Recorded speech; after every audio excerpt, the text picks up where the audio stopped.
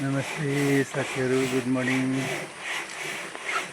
हजुरहरूलाई देख्नुभएको छ छैन पहिला चाहिँ यो जमाना थियो कि आरा यसरी काटिन्थ्यो।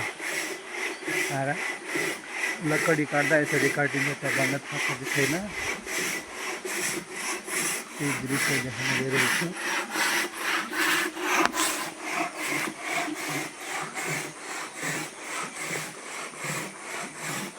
अब म राजन भान्जाको घर जाँदैछु। कहाँनिर पर्छ एक्चुअल मलाई थाहा पनि थिएन। मर्निङ वाकको गर्दै गर्दै गर्दै गर्दै यहाँ अहिले आइपुगेको छु। यहाँ सोध्दै सोध्दै जाँदैछु।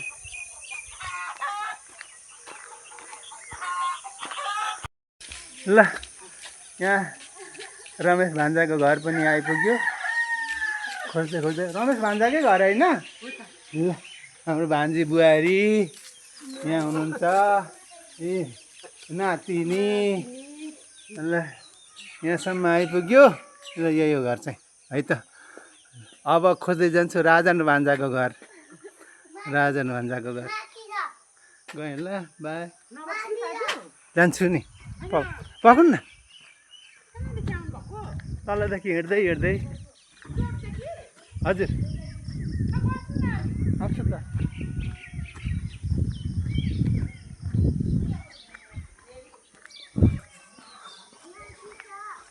यति रमाइलो ठाउँ छ कि हेर्नु। पहाडको छेउमा यति राम्रो घर छ। अब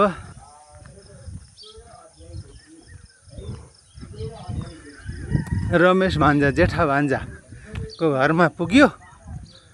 अब कान्छा भान्जाको घर कुन चाहिँ हो भन्दै यहाँ पत्ता लाउँदै आइरहेछु। राजन भान्जाको घर यही हो? यही हो क्या र। ल राजन भान्जाको घर।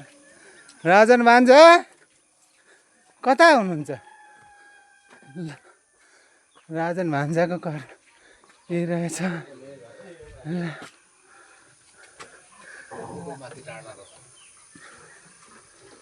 राजन भान्जाको घर पत्ता लाउँदै आएको। कता हुनुहुन्छ? यो तल झर्नु न। कति ल यहाँ हेर्नु कुकुर पनि पाल्नु भएको रहेछ। यहाँ कुखुरा पालन, बाख्रा पालन। यहाँ अर्को यहाँ सेन्तेरेम पनि बन्द रहेछ।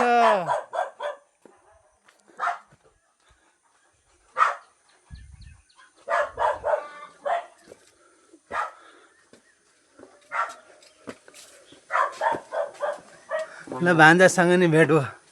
के छ? Good morning. भान्जासँग एउटा चिनो हो। भान्जासँग भलाकुसारी गर्नुपर्छ। अहिले अब बिहानको मर्निङ वाक भइरहेछ। पहाड कस्तो आनन्द। यो ठुलो देखेको सेतो बिल्डिङ चाहिँ नगरपालिका।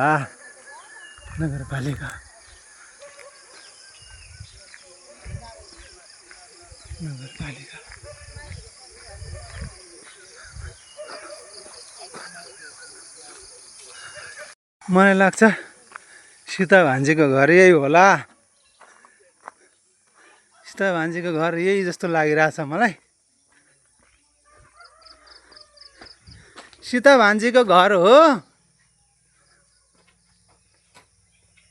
जय साहब ल ठ्याक्कै यहाँ आइपुगेछु। जय साहबसँग वार्तालाप गर्न आइपुग्यो। आनन्दै हुनुहुन्छ नि? अनि कहिले पनि हाम्रो गाउँतिर त आउनुहुन्न। माया मार्नु भएको हो? होइन नि। खै त भान्जी के गर्दै हो भान्जी?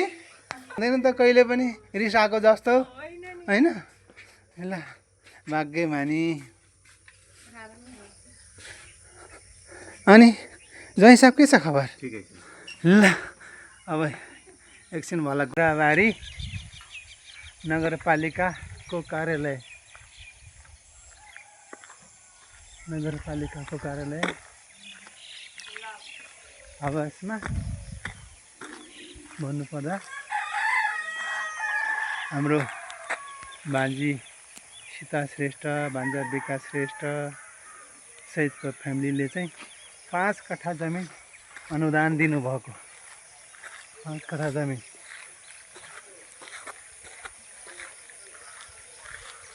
त्यसको प्राङ्गणमा बनेको केराबारी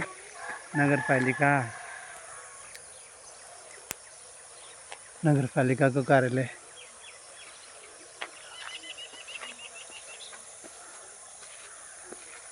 नगरपालिकाको कार्यालय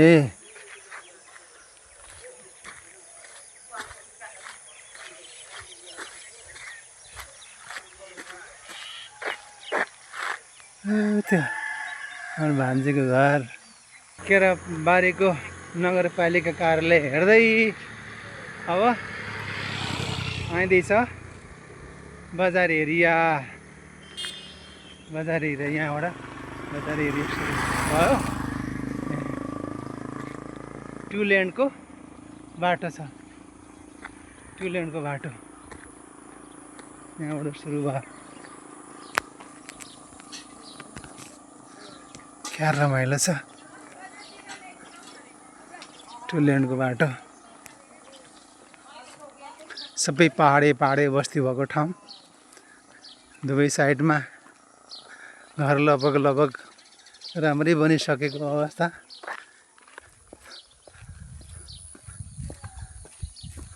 यो पहाडदेखि चाहिँ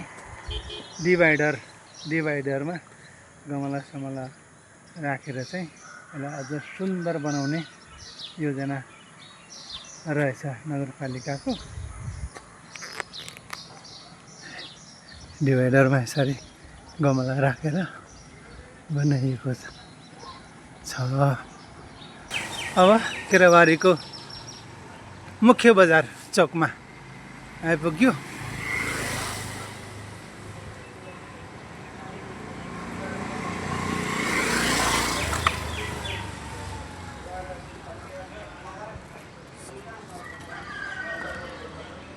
ल यो चाहिँ हाम्रो सीता भान्जीको दोकान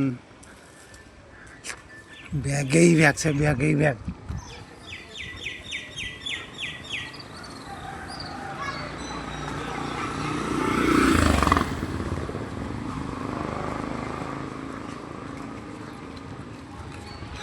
अहिले म जुन बाटो आउँदैछु है यो चाहिँ म पहाडको भोगटेनीतिर जाने बाटोबाट आउँदैछु यो चाहिँ यो पहाडबाट आउने बाटो यही हो है त्यसै गरेर यो चाहिँ मेन चोक चाहिँ यो हो यो पूर्वतिर लेटङतिर जाने बाटो यो महेन्द्र राजमार्गको खोर्सानीतिर जाने बाटो यो पश्चिमतिर धरानतिर जाने बाटो हो यो मेन चोकमा आइदिन्छ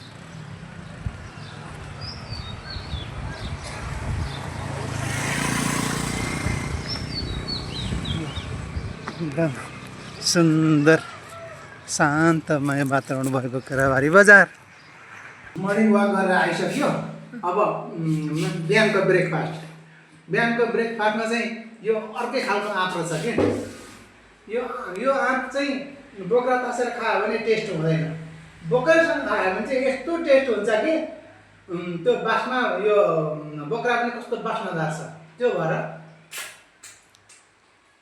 चिउरासँग म यो खाँदैछु चिउरासँग यो आँप खाँदाखेरि यसरी खान्छ यसरी खायो भने स्वादिलो पनि हुन्छ होइन आँप स्वादिलो पनि हुन्छ अर्को कुरा पेट पनि भर्छ क्या फेरि तपाईँहरू अचम्म नमान्नु होला फेरि यसको दबाई पनि हुन्छ यो बोक्रासँग खायो भने दबाई पनि हुन्छ तपाईँहरूले अरू कतै हेर्नु भएको छ कि छैन जब यसरी खायो भने चाहिँ स्वास्थ्यवर्धक हुन्छ पेटलाई पनि राम्रो होइन पेट सफा पनि हुने अनि पेट पनि हल्लाउने भन्दै भाइ ल